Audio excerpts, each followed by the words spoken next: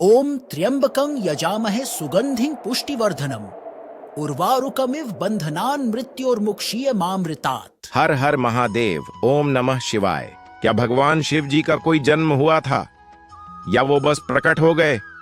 प्रिय दर्शकों, आज मैं आपको वह अलौकिक कथा सुनाने जा रहा हूं जो समय की सीमा से परे है, जो जन्म और मरण के बंधन से मुक्त है। यह कथा है उस परम तत्व की, उस महाज्योति की, जिसे हम महादेव, भोलेनाथ, महाकाल कहते हैं, जो न आदि है न अंत है, जो साक्षात सत्य है, वही शिव तत्व है। ओम नमः शिवाय। ओम त्र्यंबकम यजामहे सुगंधिम पुष्टिवर्धनम उर्वारुकमिव बंधनान मृत्योर्मुक्षीय मामृतात्। जब न आकाश था, न पाताल, न तारे थे, न धरती, न ही कोई देव, न कोई सृष्टि, तब भी एक शक्ति थी, एक ऐसी ऊर्जा जो अनंत थी, अचल थी, लेकिन सजीव थी। वो थी परम शिव। एक घोर निस्तब्धता में, जहां केवल मौन था, वहीं से पहली बार गूंजी एक ध्वनि, ओम। वह कोई शब्द नहीं था, वह था सृष्टि का बीज, वह थी ब्रह्मांड की पहली सांस। और उस ध्वनि के साथ ही प्रकट हुई एक अग्नि ज्योति जो किसी आकार में नहीं बंधी थी। वो थी शिव ज्योति। न पुरुष, न नारी, न रूप, न रंग, केवल चेतना का असीम प्रकाश। भगवान शिव का प्रथम रूप। इस ज्योति ने जब रूप लेना प्रारंभ किया तो कभी वह एक गंभीर योगी के रूप में प्रकट हुए, कभी एक उन्मत्त नटराज के रूप में, और कभी एक दिगंबर बालक की तरह जो हर बंधन से परे था। तभी शिव ने ली अपनी प्रथम श्वास, और उसी सांस से वायु उत्पन्न हुई, वायु से प्राण, और प्राणों से सृष्टि। भगवान शिव की करुणा और भगवान विष्णु, भगवान ब्रह्मा की उत्पत्ति हुई। परंतु भगवान शिव अकेले थे। उस गहन शून्यता में केवल वे ही थे, और अकेलापन जन्म देता है करुणा को। और इसी करुणा से प्रकट हुए भगवान विष्णु पालन करता। फिर भगवान विष्णु के भीतर जन्मी एक इच्छा, सृजन की इच्छा, और इसी इच्छा से प्रकट हुए भगवान ब्रह्मा नाभिक मल से। भगवान ब्रह्मा ने आंखें खोलीं और अंधकार देखा। उन्होंने पूछा, मैं कौन हूं? मेरा जन्मदाता कौन है? पर कोई उत्तर नहीं था, केवल मौन और वह ओम की गूंज।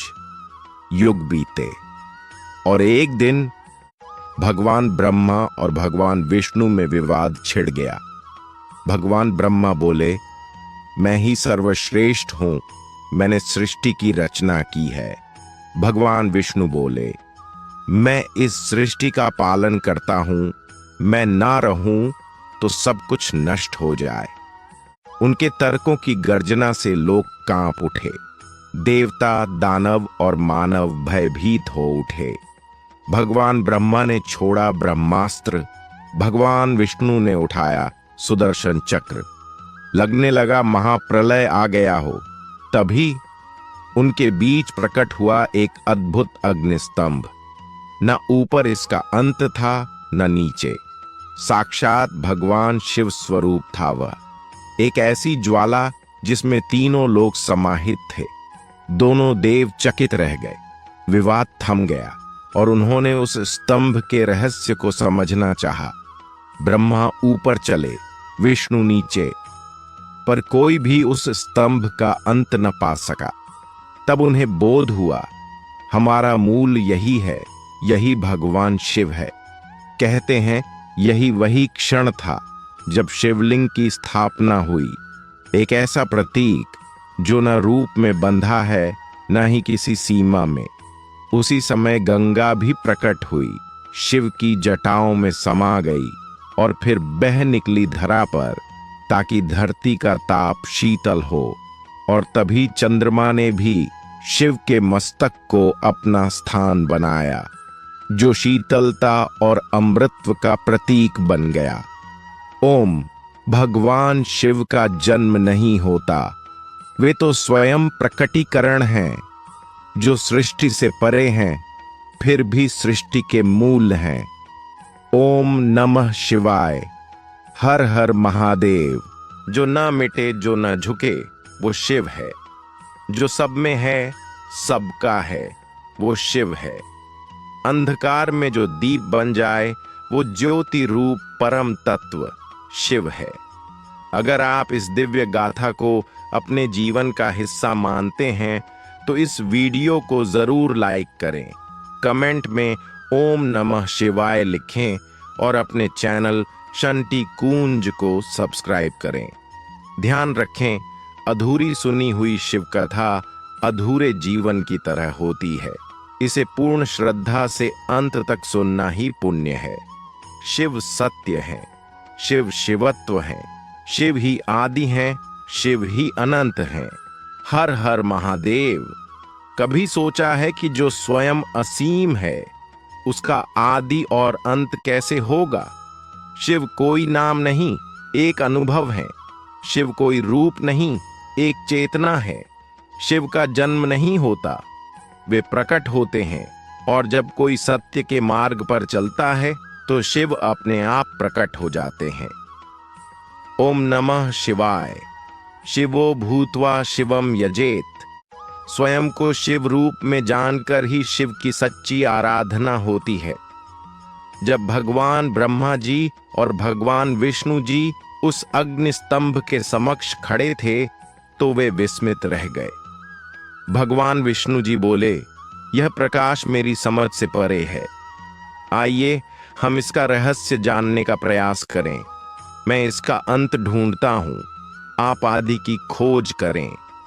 और यहीं से शुरू हुई आत्मा की यात्रा सत्य की ओर। भगवान विष्णु ने वराह रूप धारण किया और नीचे की ओर गए। लाखों योजन की गहराई में उतरे, परंतु स्तंभ का अंत दिखाई न दिया। उधर भगवान ब्रह्मा जी ने हंस रूप धारण किया और ऊपर की ओर उड़ चले। हजारों वर्षों की उड़ान के बाद भी उस ज्योति का आदि न मिला। थक कर दोनों उसी स्थान पर लौटे जहां से यात्रा शुरू हुई थी।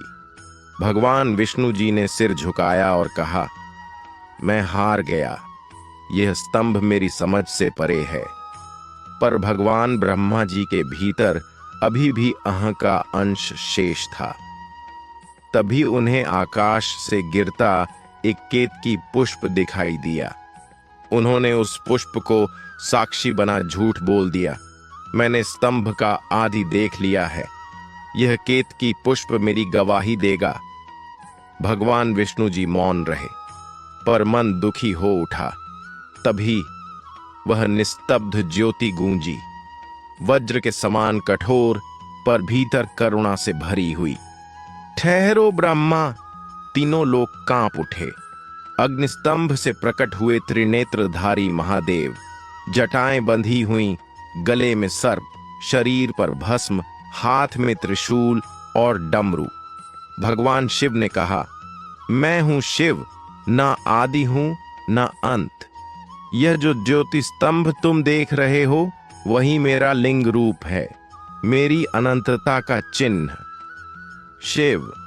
भगवान शिव जी ने ब्रह्मा जी की ओर देखा, तुमने सत्य का अपमान किया है, इसलिए पृथ्वी पर तुम्हारी पूजा नहीं होगी।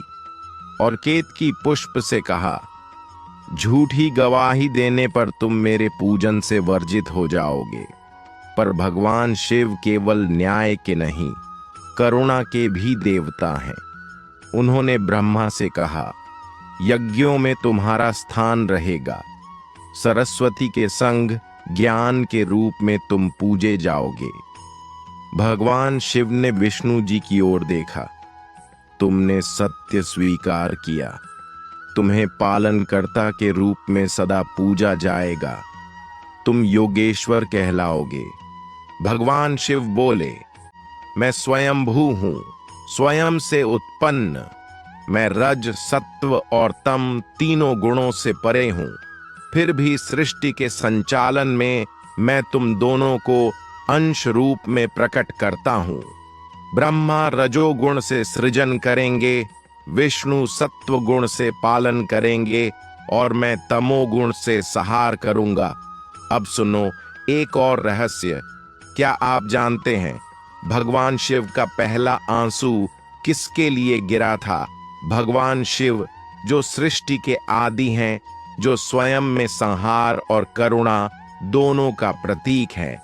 पर क्या भगवान शिव भी कभी रोए? और अगर रोए तो किसके लिए? यह कथा एक ऐसे भालू की है जो न तो सामान्य था, न ही केवल पशु। वह एक आत्मा था जो पूर्व जन्म में एक तपस्वी था। उसने वर्षों तक तप किया, पर उसके तप में एक अभिमान छिपा था कि वो भगवान शिव को प्राप्त कर सकता है, शिव को बांध सकता है, और यही अभिमान उसका पतन बन गया। अगले जन्म में वह एक भालू बना, पर उसके भीतर का तपस्वी अब भी जागृत था। हर दिन वह कैलाश की ओर टकटकी लगाए देखता, पर शिव दर्शन दुर्लभ थे। एक दिन वह भालू पर्वत की चोटी पर पहुंचा। वहां से उसने शिव का स्मरण करते हुए गगन भेदी गर्जना की। हे महादेव, क्या मैं इतना अछूत हूं कि आप मेरी पुकार भी नहीं सुनते? उसकी पीड़ा, उसकी तड़प और उसके आंसू इतने सच्चे थे कि स्वयं शिव का हृदय पिघल गया। उनकी आंख से एक बूंद आंसू गिरा और उस आंसू से जन्म हुआ रुद्र का। रुद्र जो क्रोध का नहीं, करुणा का प्रतिरूप थे। वो रुद्र उस भालू के पास पहुंचे और बोले, तू केवल भालू नहीं है, तू मेरे स्मरण का प्रतीक है। तेरे रोने से मैंने सीखा, सच्चा प्रेम न वर्ण देखता है न रूप, वह बस आत्मा की पुकार सुनता है। भगवान शिव ने उसे वरदान दिया, तू अब केवल पशु नहीं, मेरा वाहन भी बन सकता है। तू रुद्र का सेवक है, तू मेरा सखा है। और तब से भगवान शिव के हर रुद्र रूप में कहीं ना कहीं वह भालू छिपा है। कभी नंदी की छाया में, कभी किसी पहाड़ी पर तपस्वी की तरह बैठा, तो कभी एक भक्त की तरह आपके मन में। शिव मंत्र ओम नमः शिवाय रुद्राय नमः, ओम नमः शिवाय करुणाकराय नमः। जो शिव को चाहे सच्चे भाव से, वो भालू भी पा जाए महादेव को गांव से। ना जाति ना रूप ना नाम देखे वो, बस हृदय में बसी सच्चाई पर मोहित हो। भगवान शिव ने कहा, क्या आप जानते हैं कि शिव केवल पुरुष नहीं हैं? वे न तो केवल शक्ति हैं और न ही केवल संहारक, वे पूर्णता हैं, जिनके भीतर स्त्री भी है, पुरुष भी, जिनके भीतर करुणा भी है, तप भी है। एक बार माता पार्वती ने शिव से पूछा, प्रभु, क्या आप और मैं अलग अलग हैं? तब भगवान शिव मुस्कुराए। उनकी आंखों में कोई रहस्य नहीं था, बस परम सत्य था। उन्होंने कहा, मैं अर्धनारीश्वर हूं। शक्ति और शिव अलग नहीं हैं। जैसे अग्नि और उसका ताप अलग नहीं होते, वैसे ही तुम और मैं भी एक ही तत्व हैं। भगवान शिव ने अपने आधे शरीर में पार्वती को धारण कर लिया। इस रूप को हम अर्धनारीश्वर कहते हैं, जहां आधा अंग पुरुष है और आधा अंग नारी। यह केवल एक रूप नहीं, बल्कि एक दर्शन है कि ब्रह्मांड का हर तंतु तभी संतुलित होता है जब शिव में शक्ति और शक्ति में शिव समाहित हो। भगवान शिव ने कैलाश को अपना निवास क्यों चुना? क्यों नहीं किसी स्वर्ण महल में, क्यों नहीं देवलोक में? क्योंकि कैलाश हिमालय की ऊंचाइयों पर स्थित है। वहां से वे पूरी सृष्टि को देख सकते हैं, उसकी पीड़ा, उसका कल्याण, उसका संतुलन। कैलाश केवल एक पर्वत नहीं, वह ध्यान है, धृति है, धैर्य है, जहां शिव तप में लीन रहते हैं, पर भीतर ही भीतर वे हर जीव के कल्याण की योजना बना रहे होते हैं। उनके साथ वहां हैं माता पार्वती, वह शक्ति जो सृष्टि को गति देती है। भगवान गणेश जो आरंभ के देवता हैं, बुद्धि और सिद्धि के दाता। भगवान कार्तिकेय जो युद्ध के देवता हैं, असुरों के विनाशक। नंदी उनका परम भक्त जो शिव के हर आदेश को धर्म समझकर निभाता है। यह कोई साधारण परिवार नहीं, यह संपूर्ण सृष्टि की ऊर्जा का प्रतीक है। भगवान शिव का परिवार हमें सिखाता है कि तप और प्रेम एक साथ चल सकते हैं। संहार और करुणा एक ही हृदय में रह सकते हैं। और यह भी कि ईश्वर केवल देवताओं के लिए नहीं, प्रत्येक जीव के कल्याण के लिए काम करता है। भगवान शिव स्वयं में ही संपूर्ण ब्रह्मांड हैं, और जब शक्ति उनके साथ होती है तब वह ब्रह्मांड गति में आ जाता है। शिव मंत्र। नमः शिवाय च शर्वाय रुद्राय परमात्मने सदाशिवाय शांताय नित्याय श्री महेश्वराय नमः बाब्ये। न वो जन्म लेते हैं, न मृत्यु उन्हें छूती है। शिव तो चेतना है जो हर कण में बसी है। जहां प्रेम है, त्याग है, वहां शिव का वास है। शिव कोई रूप नहीं, वो तो विश्वास है। भगवान शिव बोले, मैं बाहर नहीं, भीतर हूं, तुम्हारे हृदय में, तुम्हारी चेतना में। जब तुम अपने भीतर से द्वेष, मोह और अहंकार निकालोगे, तभी मैं प्रकट होऊंगा। शिव का प्रकटीकरण तभी होता है जब आत्मा विनम्र होती है। अहंकार का जो त्याग करे, उसके भीतर शिव जागे। जो झुके सच्चे भाव से, उसे साक्षात शिव मिल जाए। शिव मंत्र। ओम नमः शिवाय। ओम त्र्यंबकम यजामहे सुगंधिम पुष्टिवर्धनम उर्वारुकमिव बंधनान मृत्योर्मुक्षीयमामृतात्। प्रिय भक्तों, यदि यह कथा आपके हृदय को स्पर्श कर गई हो तो कृपया इसे लाइक करें, शेयर करें और कमेंट में ओम नमः शिवाय लिखें। चैनल शंति कुंज को जरूर सब्सक्राइब करें। हर हर महादेव। शिवोहम। ना वो जन्म लेते हैं, ना मृत्यु उन्हें छूती है। शिव तो चेतना है जो हर कण में बसी है। जहां प्रेम है, त्याग है, वहां शिव का वास है। शिव कोई रूप नहीं, वो तो विश्वास है।